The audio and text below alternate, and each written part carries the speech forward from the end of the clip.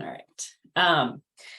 So I'll just, we'll do introductions in a minute here, but I'll just kind of do a quick overview of what we're going to do during the meeting. And I'll start just by introducing myself. I'm Kim Justice.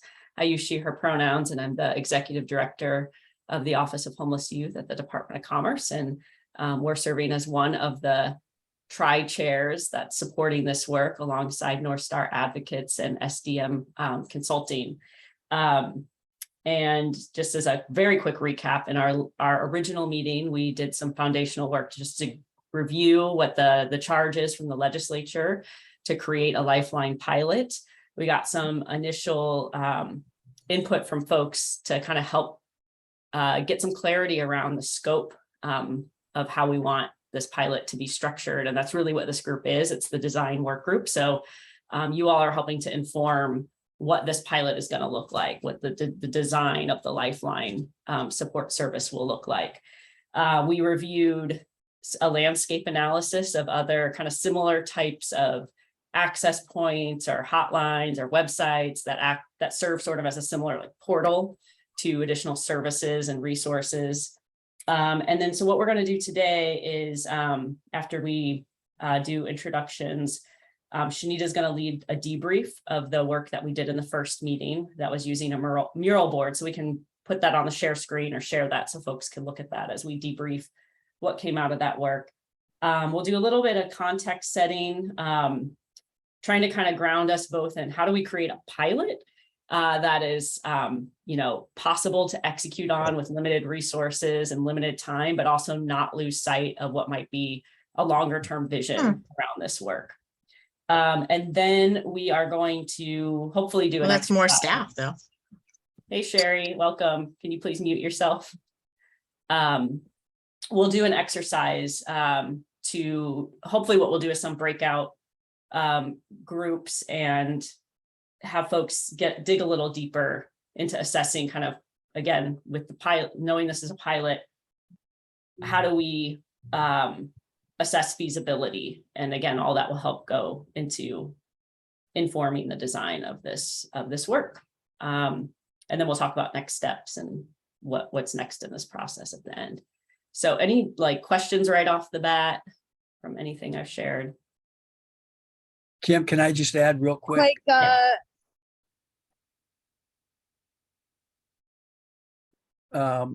That if you are a young person with lived experience and want a stipend, please email me. I'll put that in the chat. And I know some of you, we sent checks out for meeting 1, but I still need you to email me that you attended just so that I have a track record in case we get audited. I'm not just sending out checks to Kim and my nieces and nephews.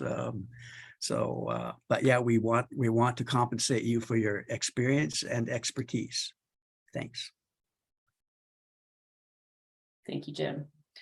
All right, let's do a round of introductions. We can just pass it to folks. And as you introduce yourself, name, pronouns, any organizational affiliation or other affiliation that brings you to this space. And then maybe just share one reflection you have from our first meeting, or if this is your first meeting, share a question you have or a hope you have, something that you're hoping to get out of this work group.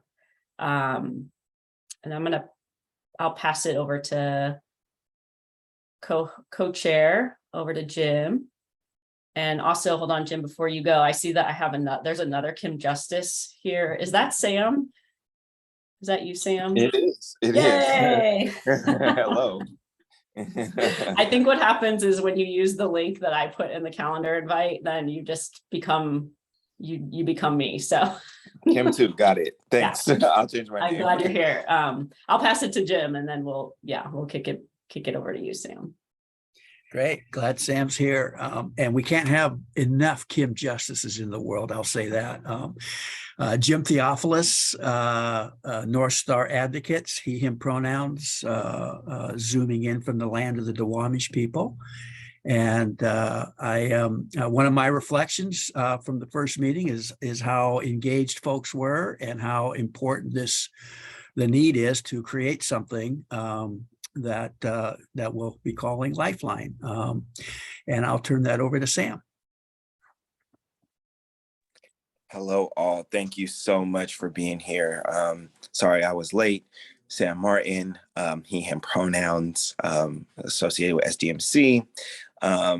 Really also will echo Kim and Jim's sentiments about the first meeting. I just really am excited to be able to launch this work, get this work kicked off. And I'm really just excited to be able to share space and community with you all as well, too. There's some great folks in this room, and I really feel like we're going to come up with something good. So thank you all for being here. And I will pass it to, let's go with Lily. Hi, everybody. I'm Lily Corey. I use she and they pronouns, and I'm with the Department of Children, Youth, and Families. I'm the Adolescent Programs Co-Design Manager. Co-Design Manager. And I'm really grateful to be here with you all today. I don't know, I came in a little late, so I'm not sure what the check-in question is exactly, but if Jim or Kim can. Yeah. Any reflection you might have from the first meeting? Yeah, I think from the first meeting, I was really stoked about how much people were really motivated to like do this and really make this happen. And I'm excited to keep writing that. And with that, I will pass it over to Daniel. Hi, everyone. My name is Daniel Lugo, he, him pronouns, and I'm excited to participate in a new capacity.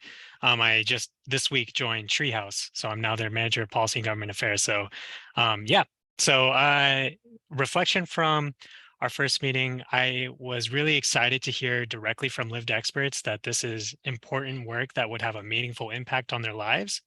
So like Lily, really excited to kind of ride that wave of excitement and see where it goes. I will pass it on to Angie. My sister has the same name, so it stuck out to me. Nice. Can you guys hear me okay? Yes. Okay, good. I had some audio issues earlier, so double checking. Hey everybody, my name is Angie Merrill. I use she, her pronouns, and also a big fan of the name Angie. Thanks, Daniel. So I work at New Horizons. We serve youth and adults. We're located in up to age 25, and we're located in Belltown in Seattle. And I was not at the first meeting. I hope to be at both this one and the next one. I did have a chance to briefly glance at the mural board or the whiteboard. And yeah, I'm just excited to be a part of the process.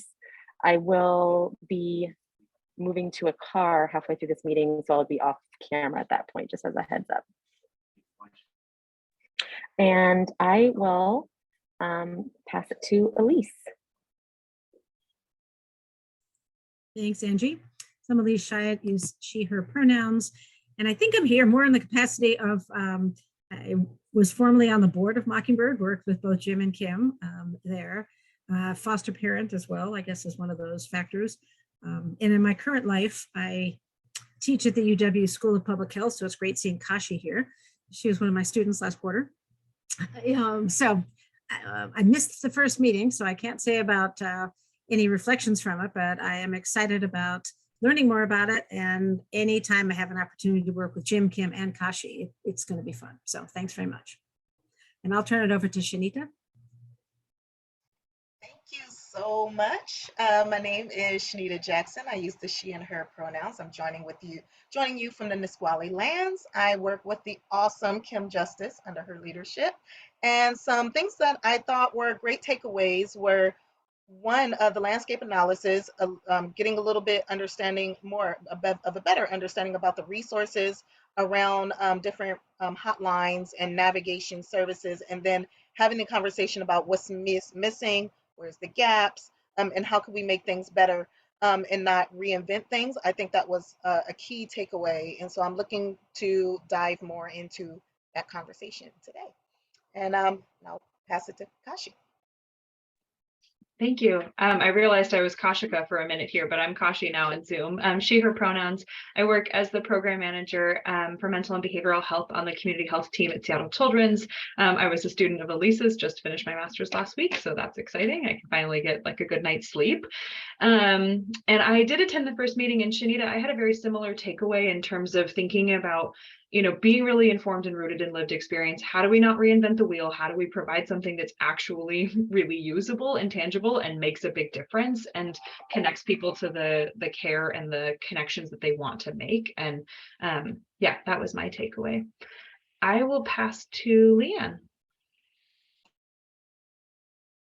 Hello, everyone. I am so glad to be here. Thank you, Jim, for the invitation. I'm the managing director of a new foundation in King County, and we're focused on children, youth, and families. And the issues around foster care and homelessness are important to us. So I'm a learner and a listener today. I have nothing to contribute. You are all the experts, but I'm excited to learn. And I reviewed all of the materials from the last meeting and was so impressed by how robust the participation seems and all the expertise presented in what seems like a complex but well-planned process. So thank you for letting me be a listener. And I will pick, let's see, Colin. Good afternoon, everybody. My name is Colin Thrower, he, him. I'm the policy analyst with SDM Consulting, here with Sam. And this is my first meeting. So in terms of what I hope to get out of it, pretty much what Leanne said, just trying to learn. I will pass it to Chelsea Tom. I don't think you've gone yet, right? Okay. Nope. Hi, so my name is Chelsea Tun. My pronouns are she, her. I currently work at Coastal Community Action Program. I'm the Youth Outreach and Navigation Specialist. I also participate on the Y for Y board. My reflection from the last meeting, I think the part that stood out to me the most was the mural board and the way that was laid out, and how you can see the answers to everybody, or everybody's answers to the questions. I like to see that. And I will pass it to Jennifer.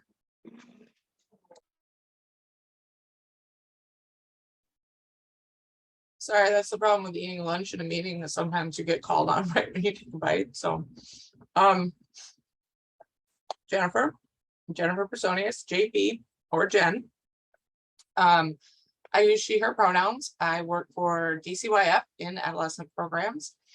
I'm the systems of care administrator, and I oversee programs like extended foster care, FRS, the CSEC, missing from care, and the transition. And I'm one of my team is working with Sherry on the IL project. So, you know, a wide range of stuff that we're working on right now. I come from juvenile justice, so I started my career with the at the courts with truancy and, you know, disproportionate minority contact, which is what we called it back in the day, and have progressed through juvenile rehabilitation as well. So I'm coming to support you guys in not reinventing the wheel with everything that I have. So, you know, I'm excited to be in a motivated group that is taking a really sensible approach,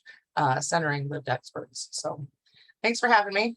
And when I'm done with lunch, I'll get back on camera.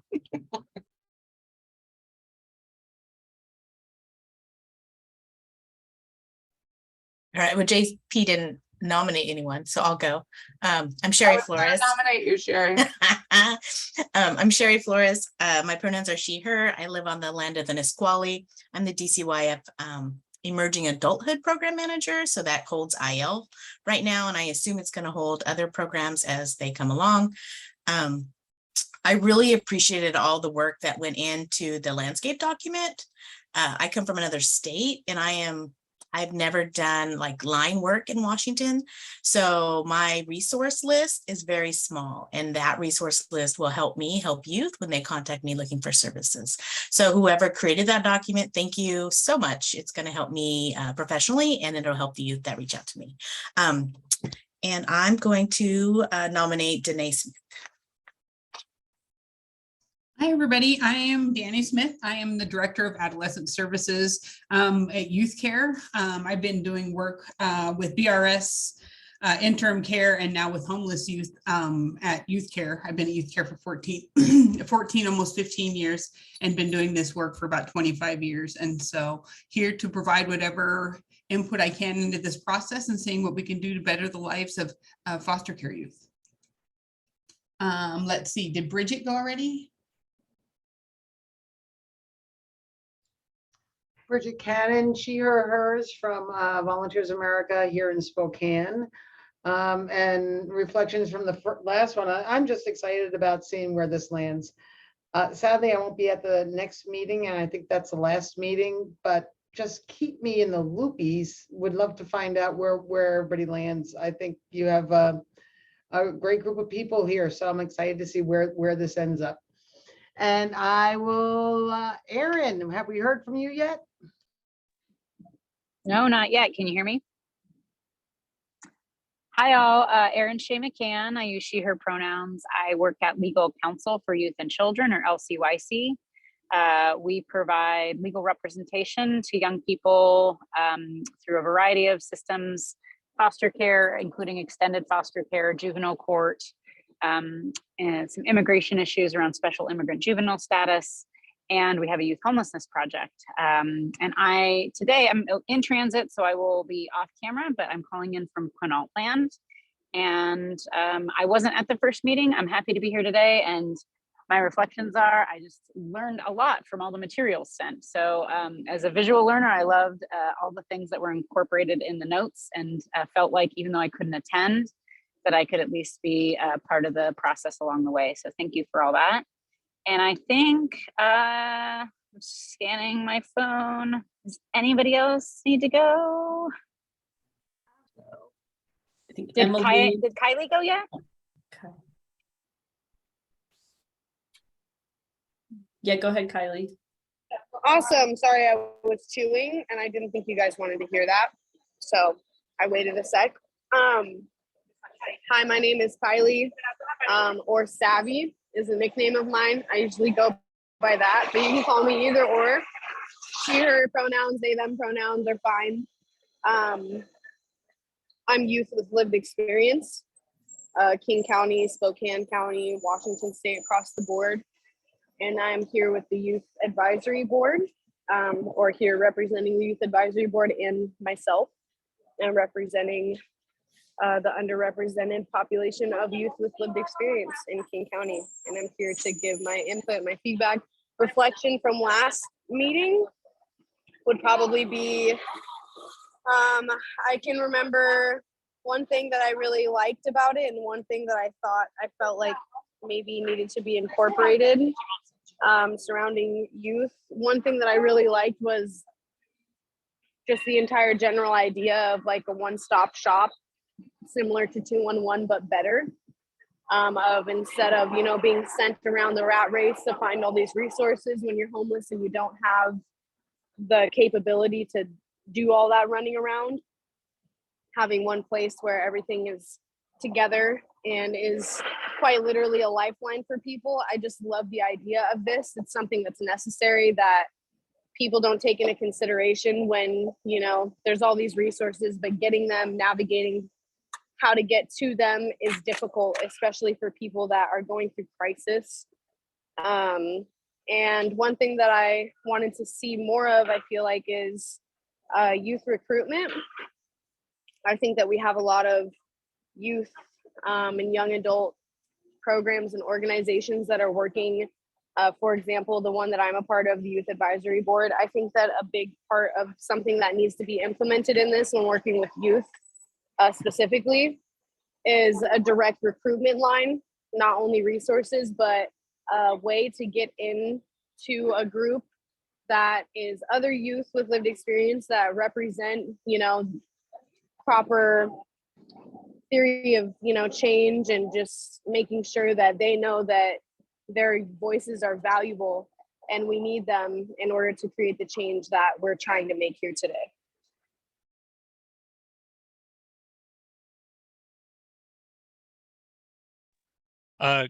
Quick question, if that's okay, Savvy. When you're saying recruitment of more folks with lived experience, are you thinking more like peer services within the Lifeline, so peer-to-peer services? I'm thinking like there's a lot of youth that are going to be looking for these resources, and I think that it's really important for everybody, every provider, every program, every establishment to have a list of groups like youth action boards or youth advisory boards, and they're talking to these youth about joining them so that they can, if that's something they want to do, of course, because it's not just like I feel like it's a privilege to be in the youth action board that I'm a part of, and the youth advisory board I'm a part of, and like be in these spaces because I get to see the back end of everything. And when I was out there and I was homeless and I was going through that, I didn't think that was possible. You know, when you're youth living on the street, or you're coming in and out of foster care, or your parents are on drugs, and you know, you're poor, or whatever the circumstances are, like you don't feel like you're the kind of child that's the future of the world, if that makes sense. And I think that there's like a mental hurdle that a lot of youth don't understand, that they can come into a space and make change. And I think that while we're offering resources, we also need to extend that line out and allow for that direct recruitment, like quite literally direct recruitment to these programs, and make sure that, you know, when we're dealing with youth, we are allowing them a path to get involved in something more, you know? Yeah, that's a great idea. Thank you so much for clarifying. Really appreciate it. And thank you for being here. Of course. And then I think we've got still for intros, if I'm tracking correctly, Emily, Lexi, Hannah, I think. Yep. Yeah. Feel free to just go ahead and introduce yourselves. Okay. Emily, can you hear me, by the way? Yes. Okay, cool. Just want to make sure. Emily, she, her pronouns. I'm on the Y for Y board with Savvy. I also work at OLICAP as a youth housing specialist, working in like a diversion program, a few other things there. But I also work with the Mockingbird Society in the Peninsula chapter. And I was able to attend the last one, the last Lifeline meeting. And yeah, I just learned a lot about resources that I didn't know existed. And, you know, I'm here because I think, just like Savvy was saying, like a lot of these things I didn't know existed, didn't know that really wanted me at the table, or that it really mattered to other people what I had to say. So when I started getting into this stuff, it really helped just turn things around for me, like solidify all the choices that I was making and changes, positive changes I was making in my life. So that's why I'm here to help the next person, the next youth, be able to do that for them. You said Lexi, Kim was another one. Yeah, hey. My name is Lexi Morgan. I'm from Seattle, Washington. I'm a youth with lived experience. I wasn't really here for the first meeting, but I'm happy to give my input on the system and how we can better it in different programs for youth. So I think I forgot her name, but there's one more person. Hi, my name is Hannah Newton. I use she, her pronouns. I am representing Washington 211 today. I work out of Seattle. And I was at the first meeting, and I thought there was a really good discussion about everybody coming together and sharing ideas and not trying to, you know, tearing down silos instead of building up silos, you know, as far as like resources that people are referring to and all that. So I'm just hoping to see more of that today. Great, thank you. And think Mayana is sent a message in chat, so may not be able to introduce themselves. Anybody else that has not introduced themselves? And we get everyone. Right. Thank you all for being here, and thanks for sharing your reflections. I'm gonna pass it over to Shanita. And Shanita, do you want me to screen share the mural board? Absolutely. Okay, gotcha. Wait for that to pop up, and thank you everybody. And I might restate some of the stuff, but I rehearsed this in my head, so now I have to do it the way I rehearsed it. So first I want to thank everyone for meeting with us today. We recognize that time is a precious commodity these days, and so we're all very appreciative to have you here and participating in this space. And before I dive into the debrief, I just wanted to touch on some of the things that has already been said today, and one thing that Sam was pushing at our initial meeting, and that was that we keep the goal of ensuring that youth voice, feedback, comments all remain top priority for us in these meetings, and that the hope is to create a space for lived experts to join in this conversation. So the invitation remains open for those of us who are here to share this opportunity with lived experts and to invite them into this space to inform and shape and guide this work. So at the last meeting, and I just kind of wrote a bunch of key points, highlights and takeaways, but some of the things I want to touch on today, I just want to present kind of as a refresher for those of us who was at the initial meeting, and maybe to inform those of us who are attending for the first time today. So what I want to jump in first on is some of the, I think, like the common like entrance points for most of us at the initial meeting. That really was a meeting where we were all asking the same question of like, what is this work? What is the scope going to be? What are the outcomes that should be considered? Who's going to be responsible for the thing? And as Kim already mentioned, she gave an amazing overview on the project and what responsibilities we have to meet the requirements that are identified within the proviso that guides this work. We reviewed the landscape analysis. I've got a couple of points on that as well. And then, of course, we all participated in a mural activity to kind of get some ideas of what the scope of this project should look like. So in really quick, for those of us who are not at that first meeting, the proviso talked about like how much the budget is for this project. So we have a budget of $750,000, which is allocated to the Department of Commerce with the goal of establishing a lifeline support system pilot project, and with the purpose of designing something that looks like a no wrong door access point for individuals who have experienced or are at risk of entering into a public system of care. And if you don't know what a public system of care is, that's inclusive of shelter and housing projects that are funded by the Office of Homeless Youth, the juvenile justice system, foster care, inpatient behavioral health treatment.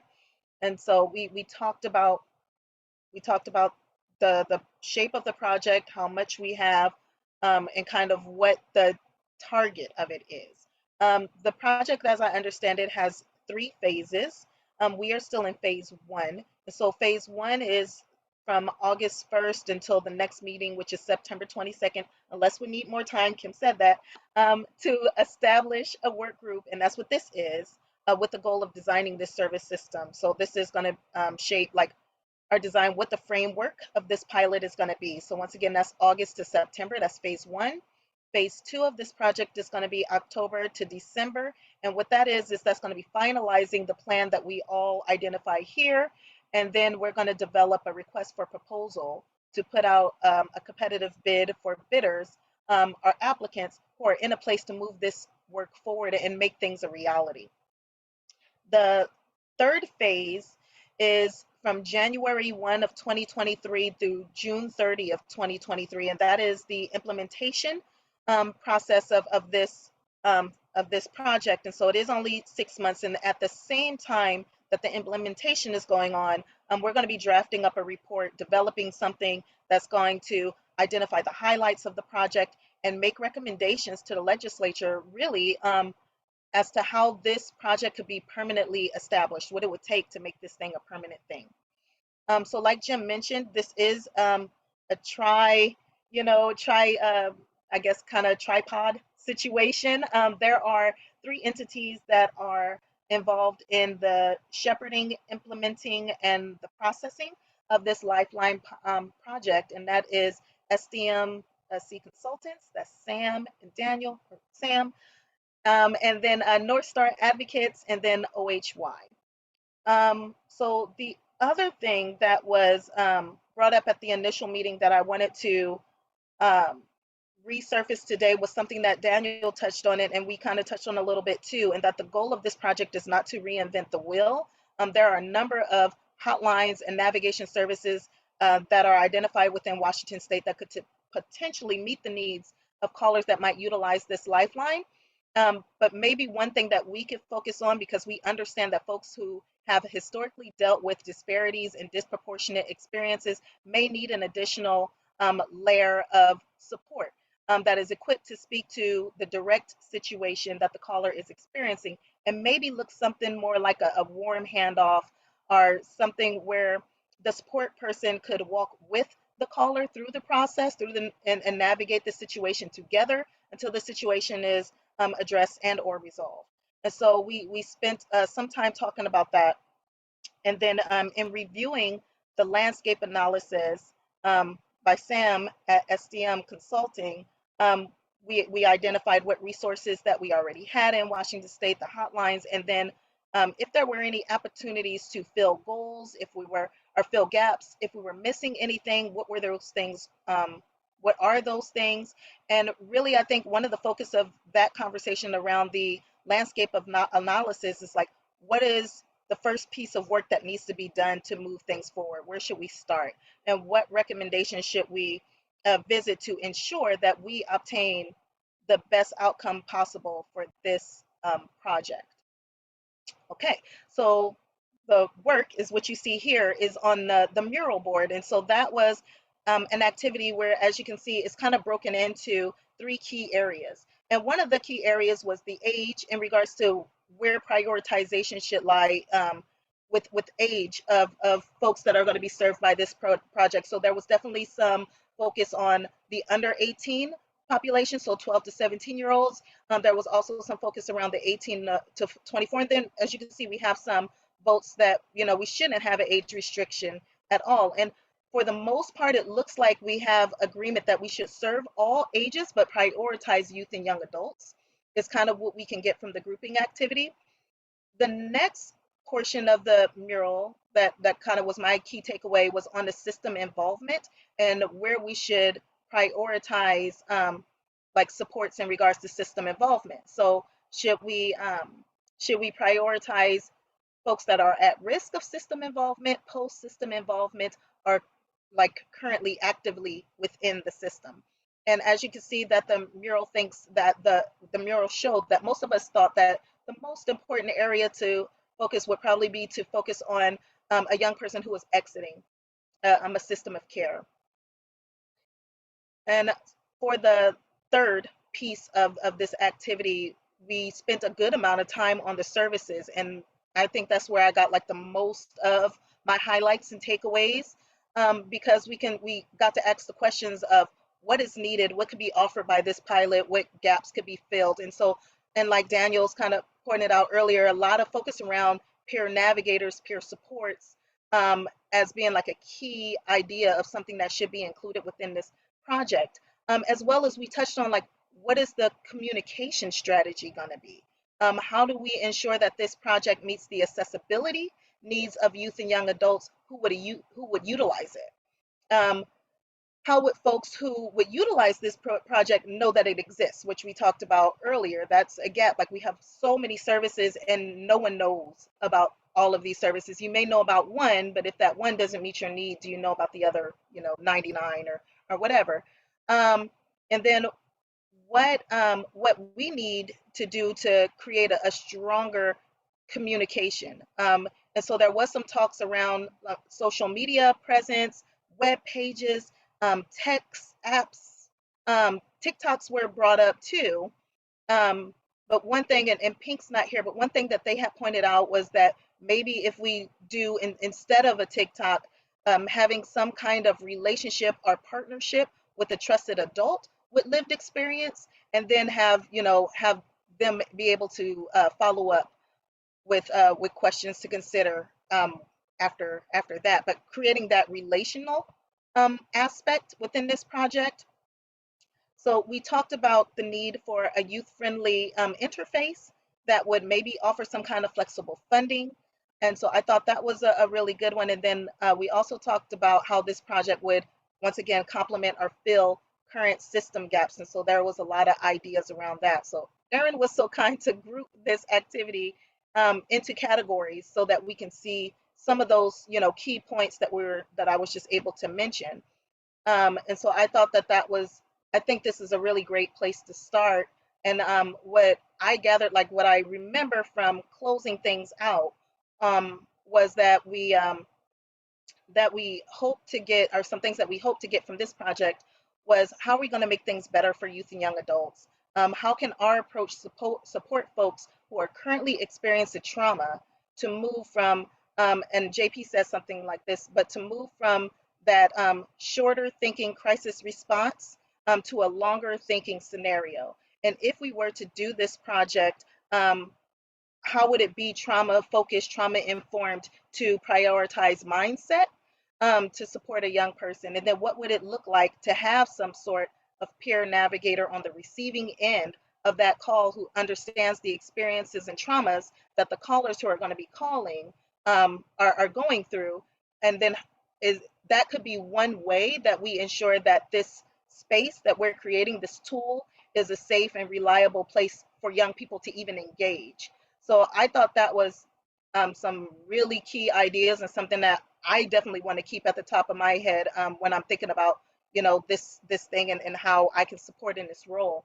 So that's what I got from that. And then we ended on pretty much the focus of this meeting, I think, is going to be prioritizing the importance and feasibility as the next two key factors, and then looking into marketing and advertising, what this finished product is going to look like and how is it going to be shared or put out, advertised for young people to know that it's available.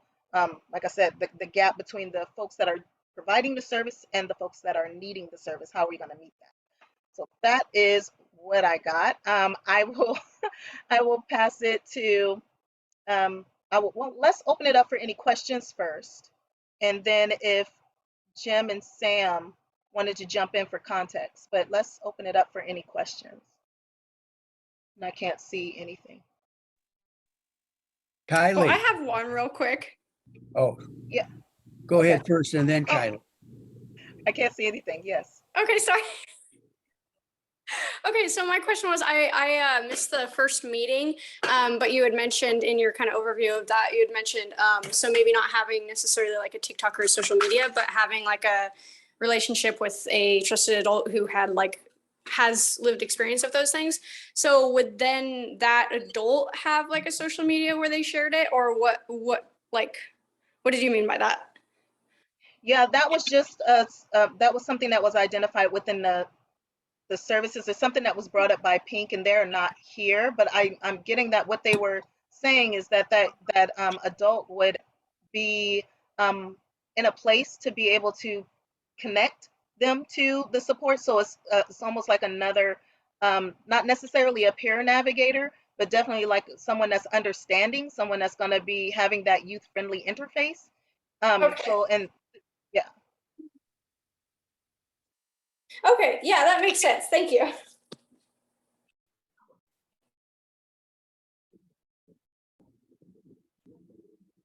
Hey, yeah, I just had one thing I wanted to add on to as far as marketing this whole thing, or even documenting this whole thing.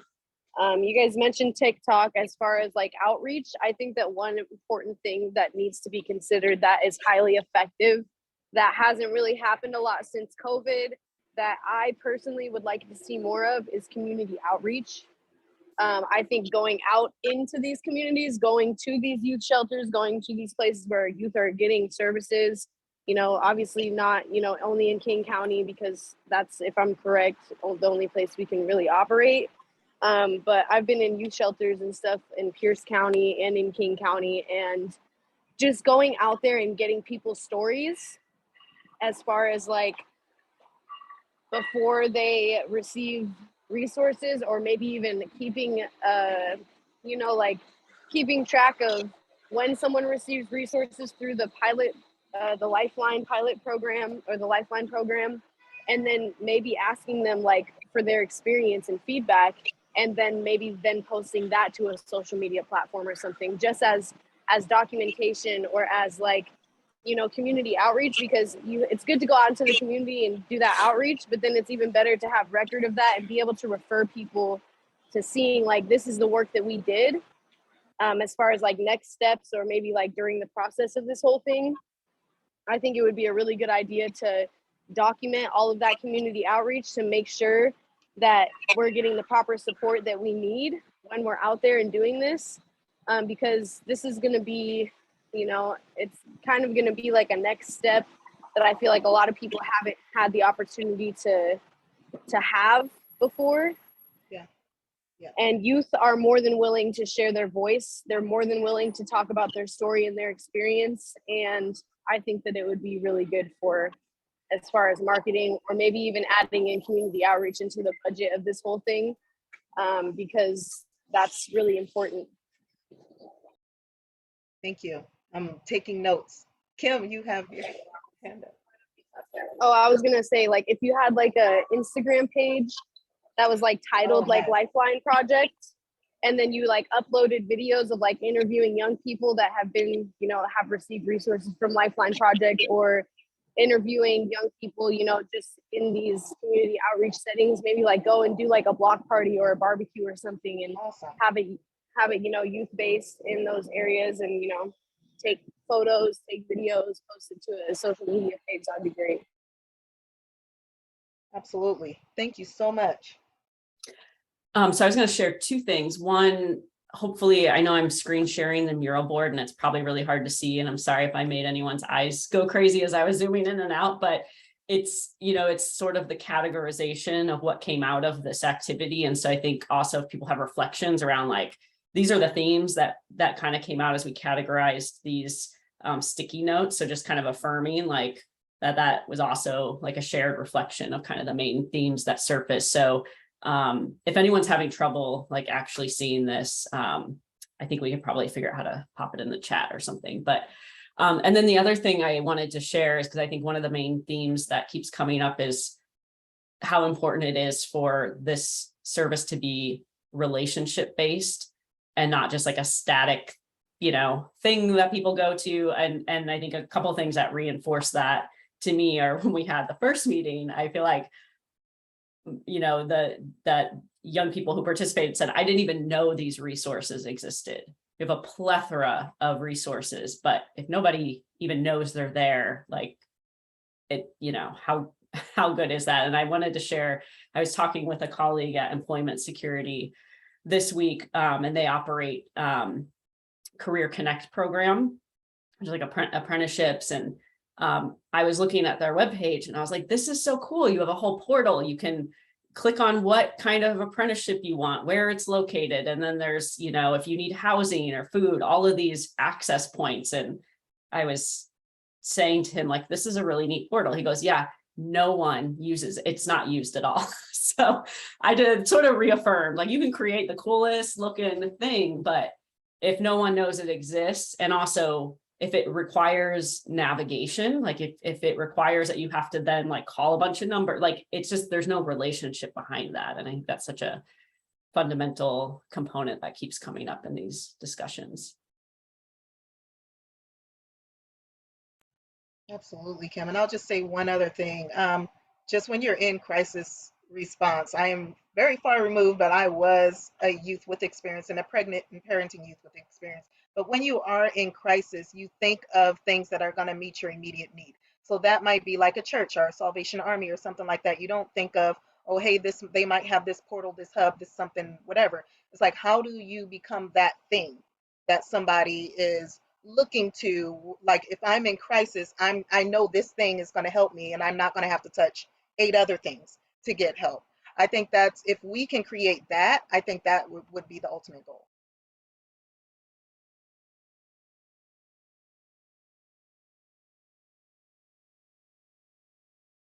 Yeah, that's great.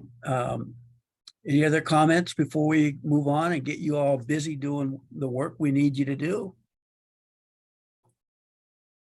Shanita, that was a great overview. Thank you very, very much. And, you know, I also want to do another shout out to the young people with lived experience and lived expertise who are here today. Many of us have known for a long time that we cannot do this work with any quality or integrity without you and your voice and your insights. And so again, just really, really appreciate that. And I've said for a while, policies don't change lives, budgets don't change lives, relationships change lives.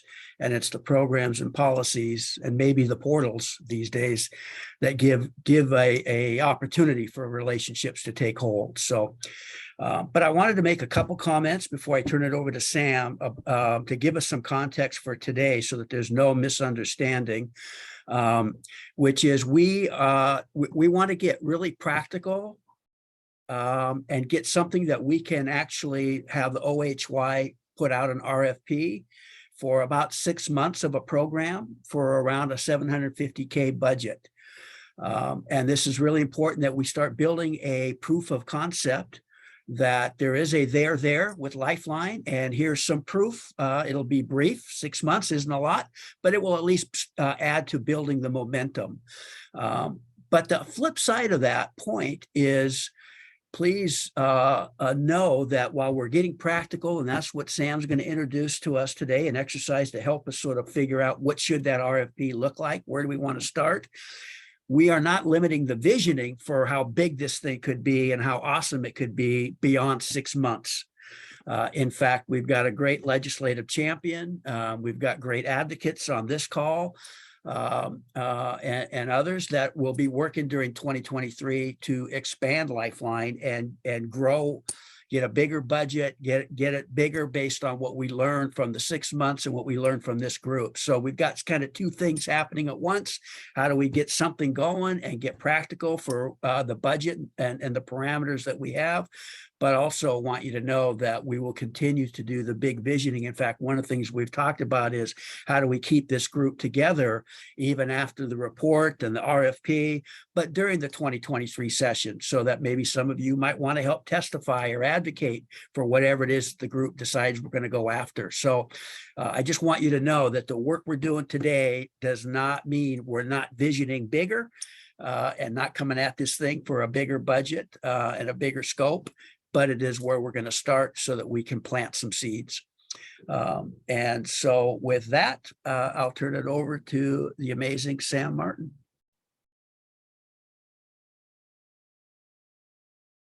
Thank you, Jim. Really appreciate you kind of setting us up, as well as you, Shanita, to kind of help ground us today. I'm really excited about being able to kind of jump into our activity. I also know that Kim, you might have also wanted to say a couple words to help set the stage as well too, and kind of ground us also.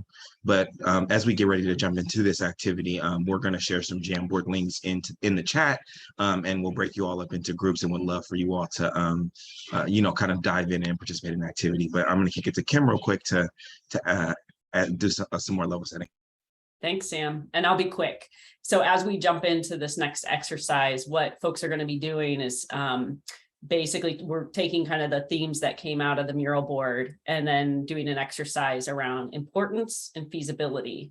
And the sweet spot is to do the things that are really important and have a high impact, but that are also feasible. And it's a sweet spot because sometimes the big things are not feasible given constraints. So I wanted to just share some of those parameters, like what we're working with, so that you have a good sense of when you're assessing feasibility, you know what those parameters are. So funding is one key constraint. The proviso is for $750,000, what will actually go out in a, request for proposals that folks can bid on is actually going to be more like 700 or a little less, because we're using some of that money to support contracts doing this work. There's a little bit of commerce admin. So once you account for that, it's just under $700,000.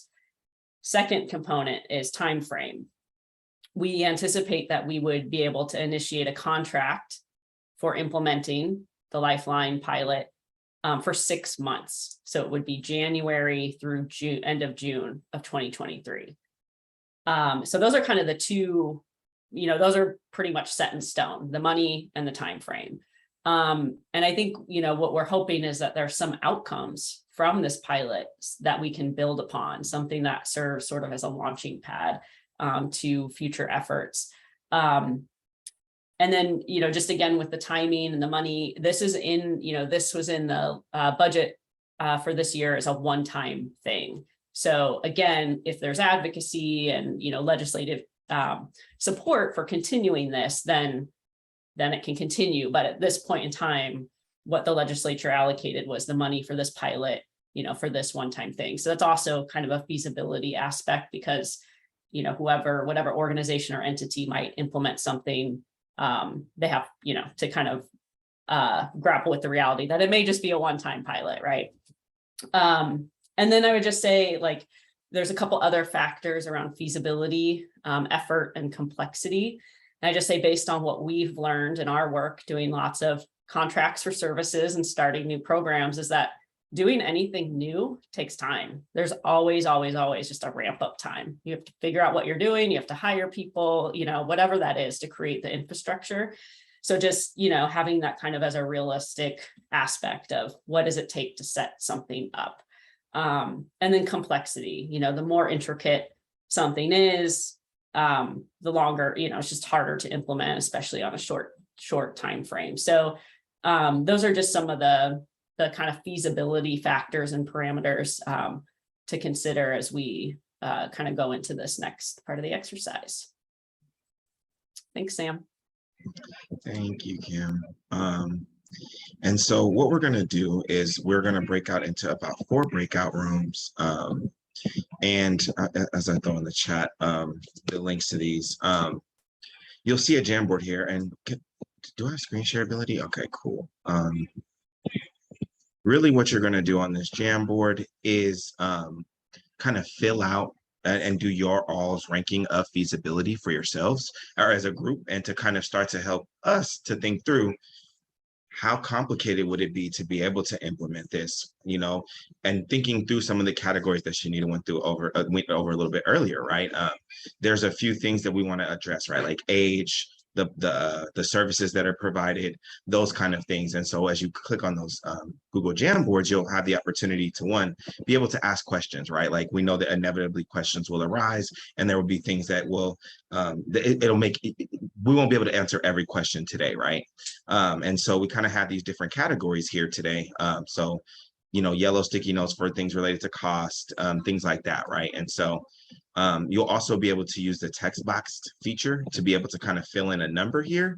And again, we can support folks with this as well too, but you'll be able to enter in kind of ranking from 1 to 3 if you think it's, 1 being unfeasible, 3 being not very complicated at all, right? And so you can kind of enter in as a group, start to think through, do we think that this is pretty complicated to do, or is it something that we can do, pretty reasonably, especially when we're starting to look at different things like serving all age ranges, or just serving, teens, transition age youth, and young adults, right? And so as we break out into these breakout rooms, we know that you may not get through everything. We know that there's not, it's not, and to kind of look at them all here's a kind of spreadsheet of all of them, and your Jamboard will have all of these included as well. We also want to be clear too that I think in the initial version I made, I put case management, but it is case completion. We know that we're not doing traditional case management. I didn't get a chance to go back and change it in time, but we recognize and know that we're not doing traditional case management in this particular setting for this particular Lifeline bill. But we do want to think through, like, what are the important pieces of these of the in implementing, right? And so like, how do we start to track importance? How do we start to track time? Things like that. Can we in 6 months serve all young people exiting from systems of care, right? Is that a feasible thing to do in the time that we have with the money that we have? And again, like I said, not everybody's going to have every answer. It's really just an activity to kind of get all of our juices flowing in regards to thinking through how can we implement it, and maybe help to give us a little bit of an area of focus for where we want to really start with the Lifeline. Jim just talked about how this bill can really be expanded. We can do some advocacy next legislative session to really be able to grow this thing, but we got to start somewhere, right? And so the links to the Jamboards are in the chat. That was just kind of, I just showed an initial sample, but if there are any questions, we can definitely answer questions. We'll kind of be in each of the rooms as well too, to be able to support folks so that they can, so that if you do have any questions in that way, we can answer them there. But if there are any questions now, I'm happy to answer them. Does that activity seem pretty straightforward? Sam, this is Elise. I just have a question. Are all 4 groups addressing the same issues? So are the Jamboards the same exact in all 4? Yes, the Jamboards will be the same. You are randomly sending us. We don't choose one. You're just gonna like. Yeah, you'll be in group 1 through 4, and then you'll use that Jamboard that's linked in the chat there for your group. Thanks, Lily. Yeah, and I'm about to, I have the breakout room. So once I hit open, then it will take you to a room. And I think that the one thing I don't know is if the chat will still be available for people to click the link. So it should be. It should okay, be. Cool. As long as they get it before they go into the breakout. Great. Awesome. Thanks, y'all. Let us know if you have any questions. And this will probably be about 35 minutes that we are allocating, right, Ken? Yeah, I think so. We want to come back about 2:30 to report out. And so one thought was, when your group is done, if you need a bio break, please take it at that point, and then we'll come back here about 2:30. Thank you, Jim. Thanks, everybody.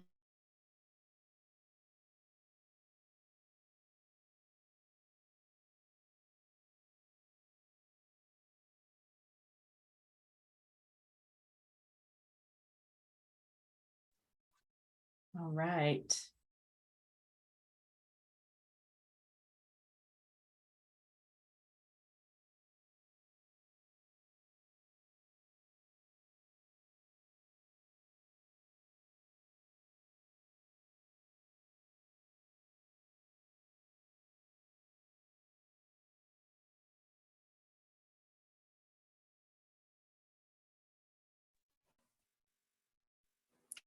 Sorry, I was looking through the chat at the Jamboards and I accidentally clicked a group. So which group am I supposed to go to?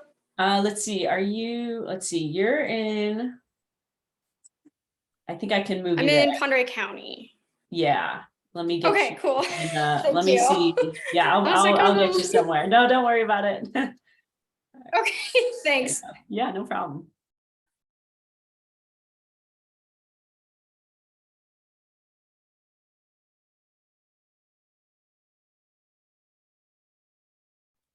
Are you getting like a little prompt that says, there you go.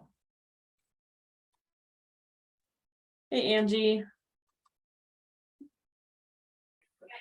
Let me get you to we did breakout room. So if it's okay with you, I'm gonna pop you in a room here. Sounds good, thanks. Okay, no problem.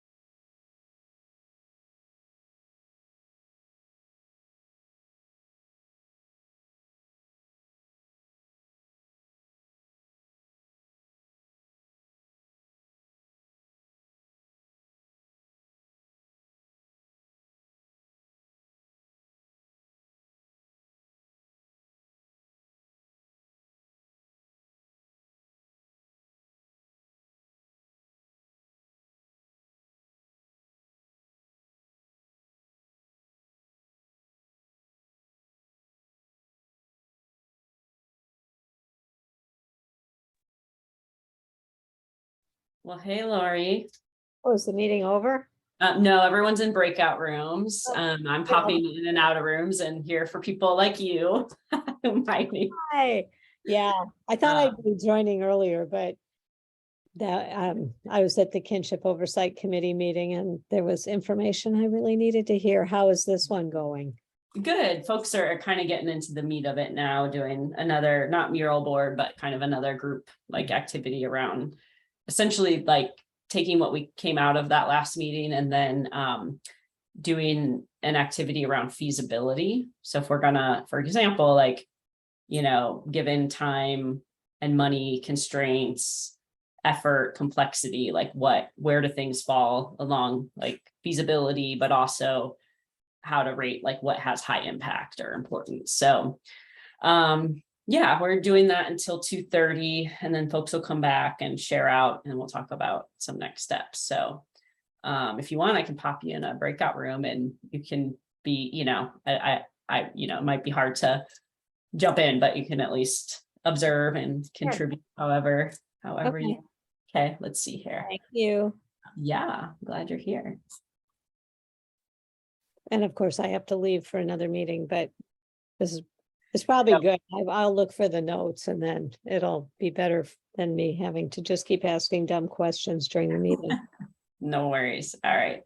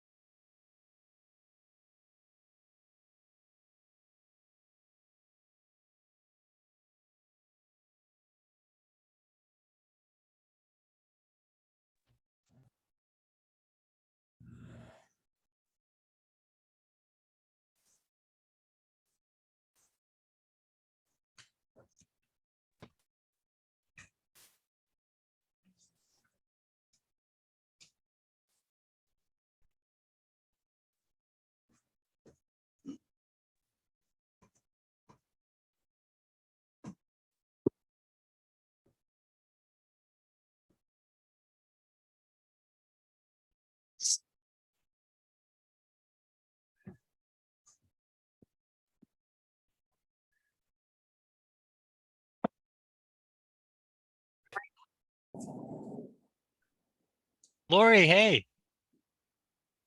Hi there. I'm in and out today, sorry. Happy to see you. It's all good. Welcome back, everyone. Welcome back. Wanting to just check in and start to debrief this activity. Would love to hear from each of the groups on kind of what you all came up with and how you all came to the decision. I know that it was not enough time. I think us as the tri-chairs acknowledged that there was not going to be enough time to get through this activity. But really being able to start to refine kind of where our energy is and where we're going to put the focus over these next 6 months is really important and really helpful. And leaving in just, kind of sneaking some peeks at some folks' charts, I saw some really good grounding and focusing for where we could take this. And so I'm going to share my screen and just share what group 1 had to put up. And if anybody from that group wants to talk about it, we'll have them talk about it. Sherry, do you have a question? Yeah, I think that we're probably group 1, but we're not really group 1. I just chose group 1's Jamboard, and I didn't realize I hijacked it until we were almost done with our discussion. So I'm super sorry, group 1. Whatever group we were, we stole your Jamboard. Yeah, no, it was us, and I adapted appropriately and just moved to Jamboard 3. It's totally cool, Sherry. All good. So we will let you go first, and I'll put your Jamboard on the screen.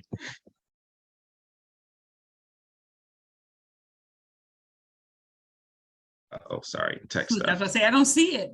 My bad. 1 second. Share screen. There we go. Group 1. Okay, so I'm Danny.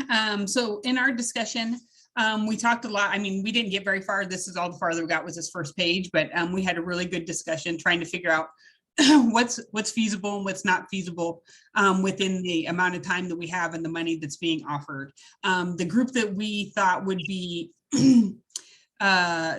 most feasible or not as complicated is the teens and and the youth and young adults. That we thought that was a group that we wanted to target. There was a lot of conversation about, having them around us and easier to collect that data and be able to refer them towards these sorts of services. The question mark in age 24 and up is around, even at being at Youth Care for years, I do get calls from people wanting to know, if we have their information after, and they might be 24, 25, 26 years old, because they're trying to gather information, medical records and that sort of stuff. If they've been gone for too long, we don't have it.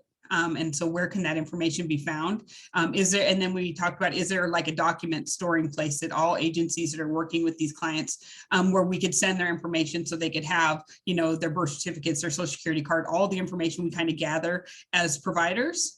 And have access to it, and also along with their medical records and those sorts of things. I've had several conversations with youth who, especially in foster care, who feel like they don't have a history because a lot of their they don't have a family that's been keeping that documentation.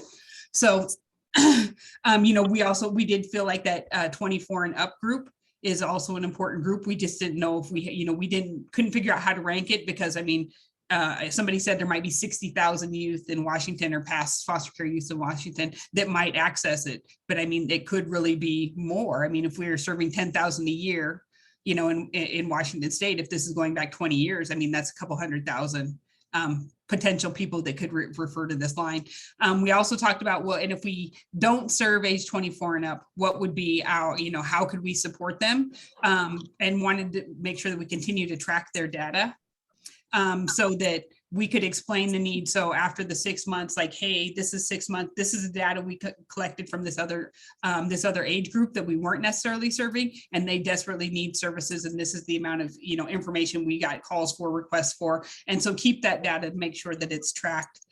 So to continue this project on beyond the 6 months, we thought that would be a great effort.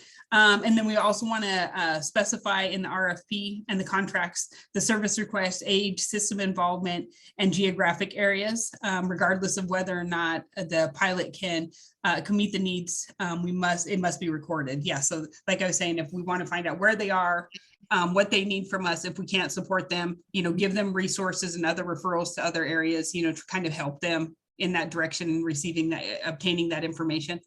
Guide them through the process of obtaining some of those documents if they need that sort of support, rather than just telling them, well, we can't help you, and sending them on their way. So we want to make sure that we're collecting that data and also being able to utilize those people for testifying in the future if need be, for lived experience and like how it was for them trying to obtain this information after they've exited foster care.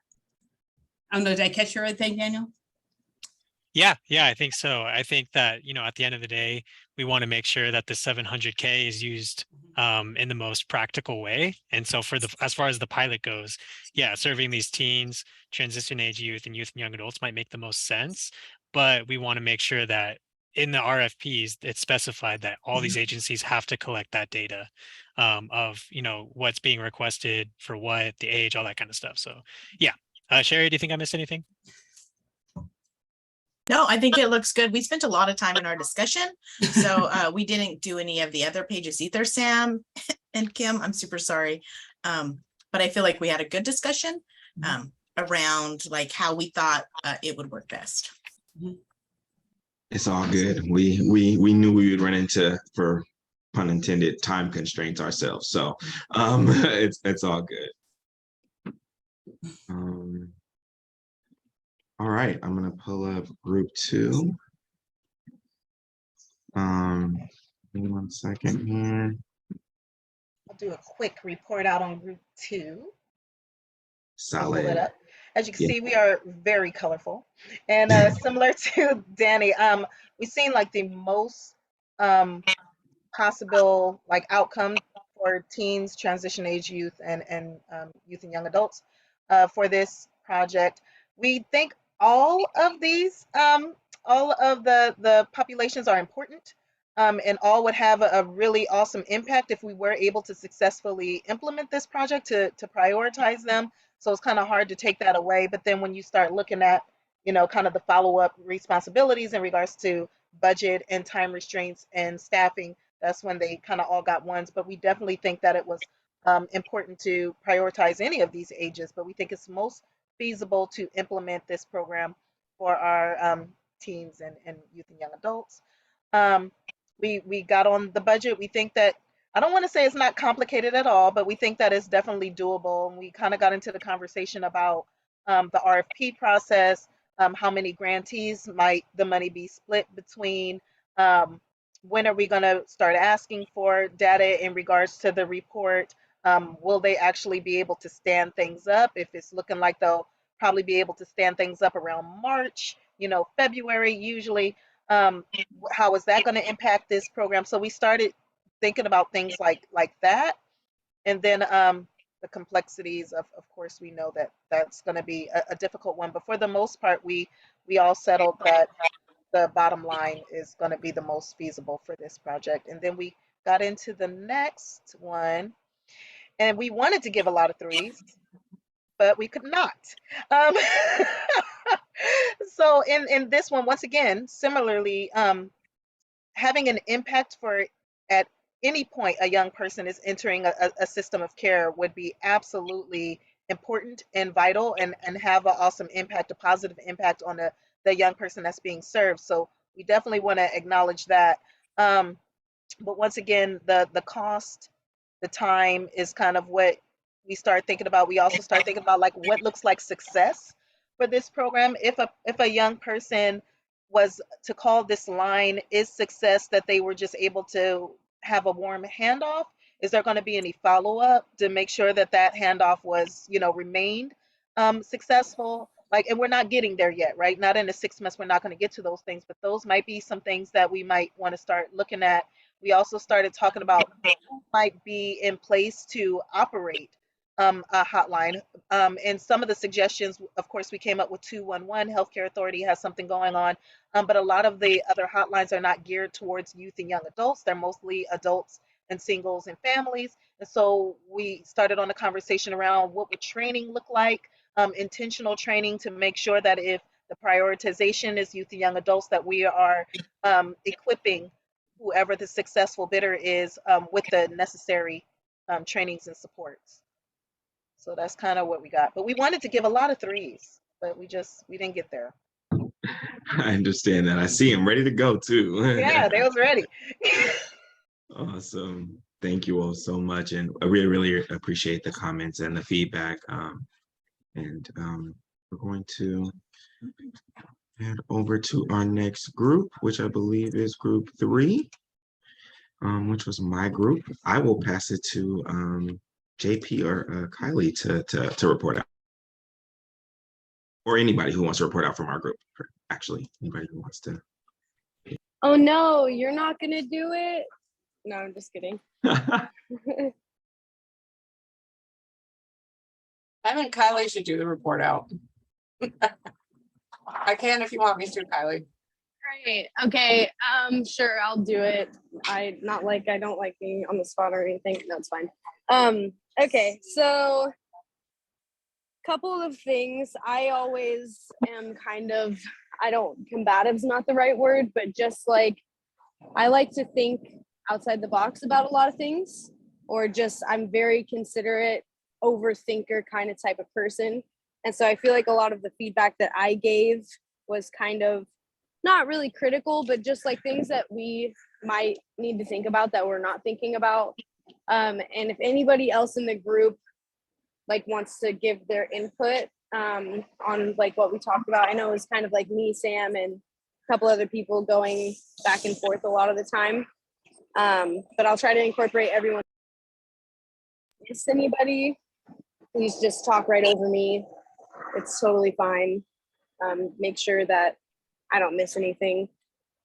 On importance and impact as far as age range that we should be aiming at, I believe, or you all should be aiming at.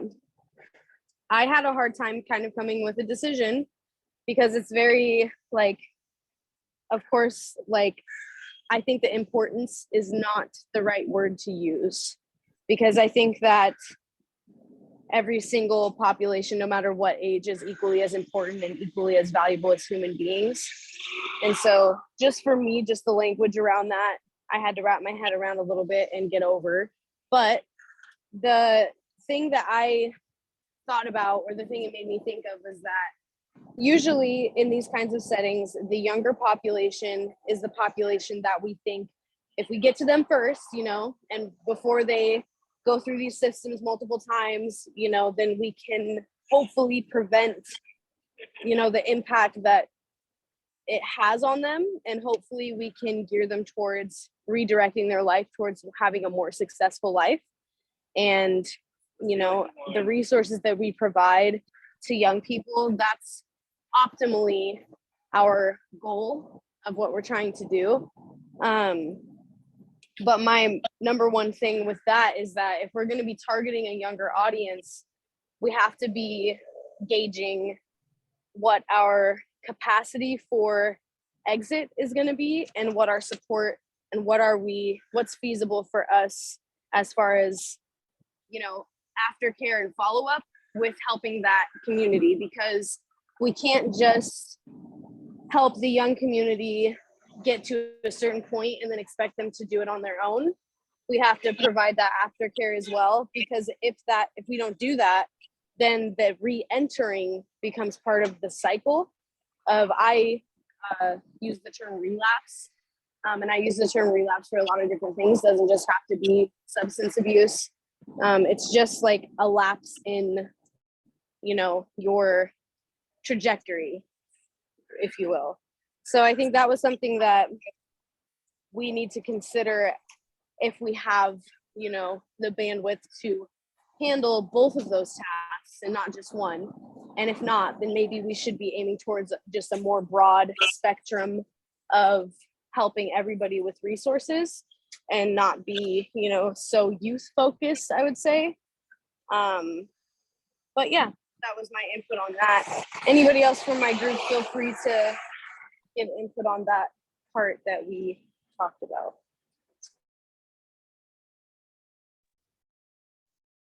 I think this is Jennifer. I think it was really important that we defined that teens, TAY and YYA as as 12 to 26.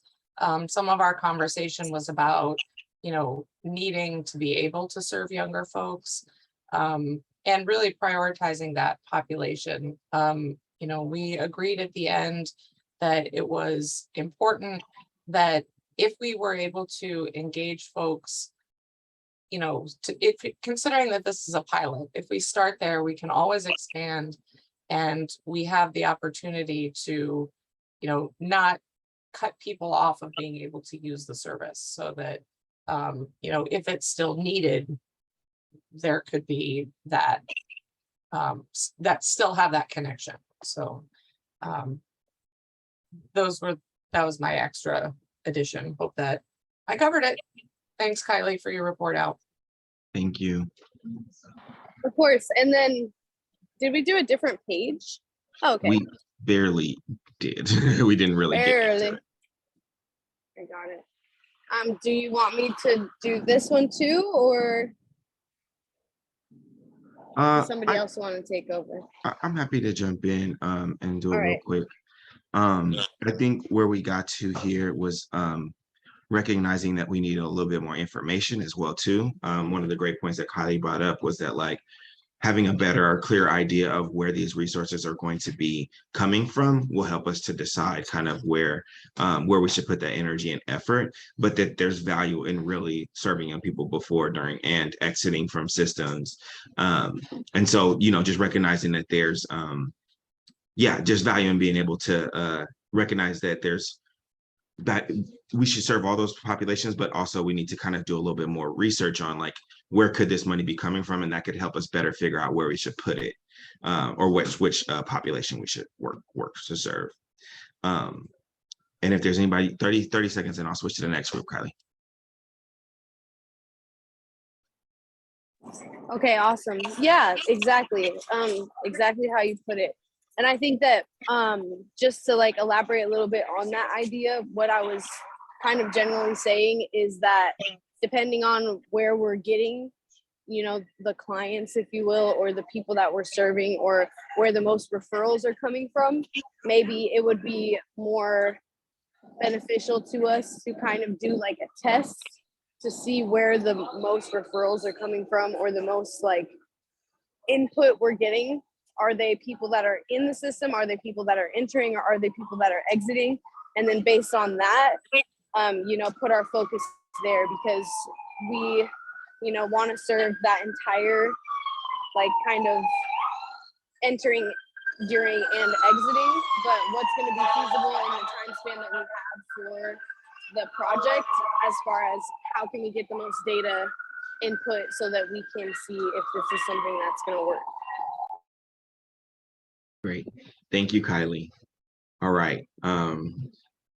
We are just going to switch to our last group, group 4, real quick. We'll try to do that in a couple minutes, and I will transition back to Kim after that. 1 second to pull that up. All right. Sorry, I don't have my normal 2 screens today, so I'm like struggling.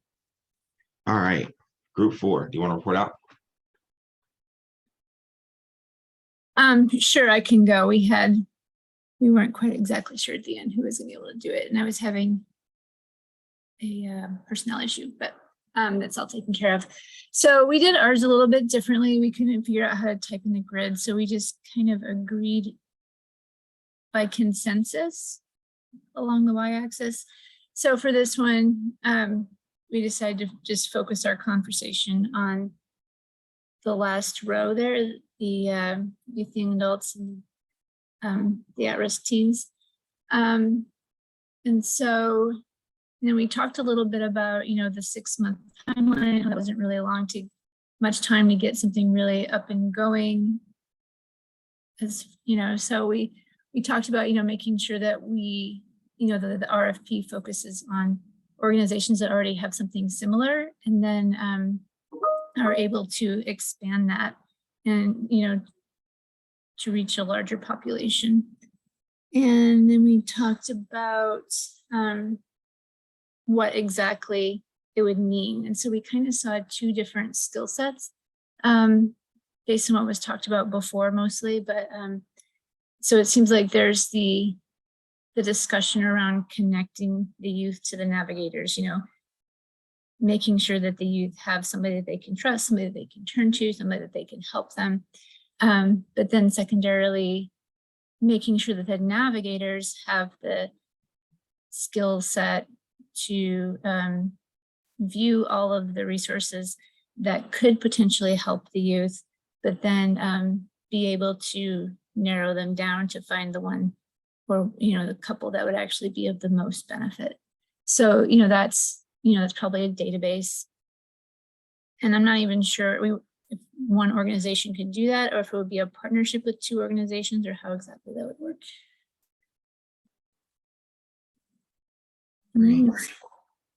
Thank you so much. We had a couple things on the second slide too. Oh, sorry, my bad.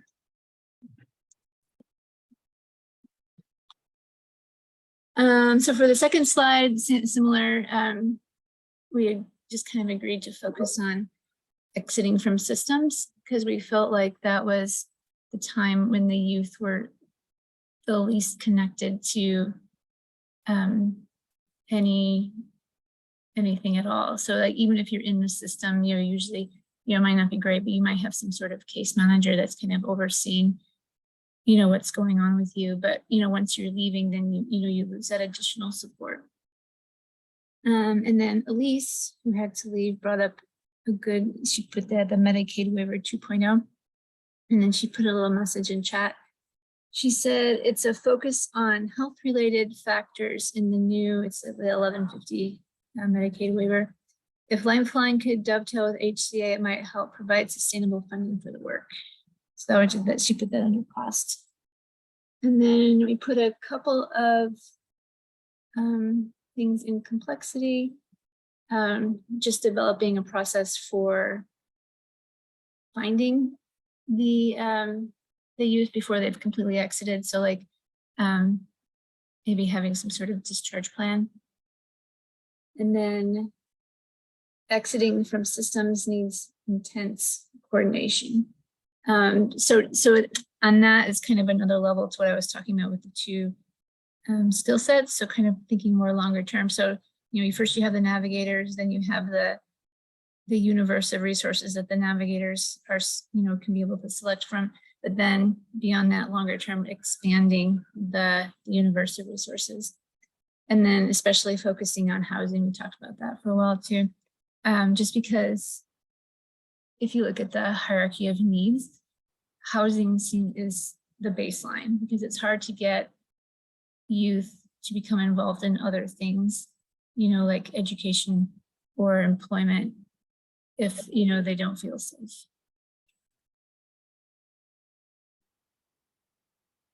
Great. That was it. Thank you. We appreciate it. And thank you all so much for your contributions.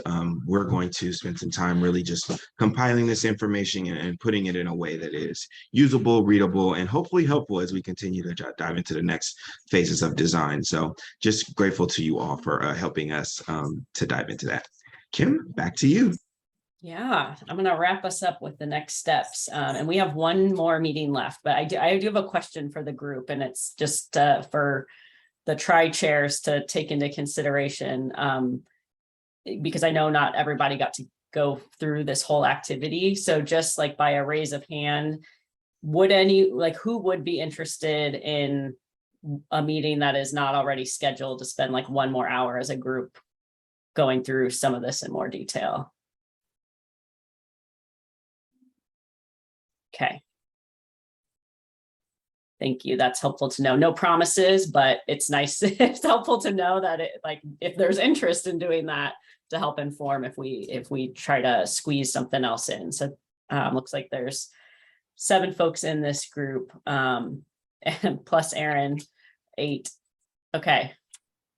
Thank you all. We'll let you know if we can fit in another shorter meeting to work on this more. But what we have planned is a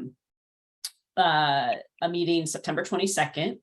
And during that meeting, what our plan is to have to report back to the group with our synthesis of all the input that has come out of these meetings, because we're essentially going to synthesize that, try to put that into a design framework. So to really outline the design and the framework of the Lifeline pilot. And we want to, you know, share that back out with you, make sure that we captured everything accurately. The other thing we want to do at that September meeting is, so we have 2 reports due to the legislature. One is due at the end of this year, and it asks the question of, you know, what needs to happen, or how do we continue this Lifeline program? And so we'd love to get, you know, have some time to get input from this group on what would we want to, what do we want the legislature to know? What recommendations would we want to go into that report? And then the other thing is that there, and I think this was mentioned earlier, but we hope that, you know, folks will still stay involved. There are opportunities to continue to stay involved. And, you know, there's potential advocacy opportunities, but also when Office of Homeless Youth does put out the request for proposals, we'd love to invite folks to be part of the review team. You can actually help review and inform the funding decisions. And so just kind of flagging that, we'll talk more about that in September, but those are some of the other opportunities to kind of stay connected as this progresses. And Jim, you got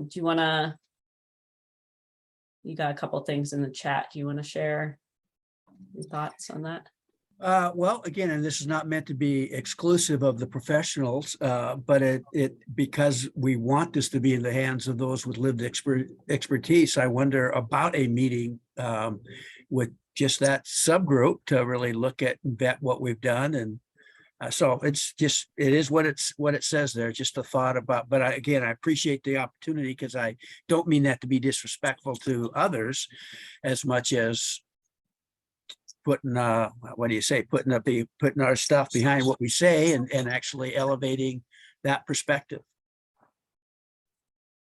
Thank you. Thanks, Jim. Any other closing thoughts or from any of the tri-chairs, tri-leads, Shanita or Sam? Anybody else have any closing comments? I just want to thank everybody for their time on my end. It's a huge time commitment, and we are doing important work, and we know everybody's plates are full. So we just appreciate having you here in this space. Daniel. Just a quick clarifying question. So you said there were going to be 2 reports. So number 1, December 2022 report to the legislature on how this could be implemented long term. What was the second report again? The second one is due by June 30th of next year, and it's focused more on the what did we learn from the pilot? What were some of the outcomes and recommendations, based on that. Okay, thank you. Yeah. All right.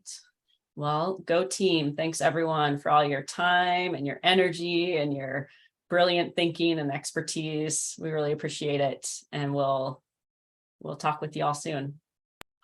Thank Take you. care. Thank you, everybody. Bye, everybody. Bye.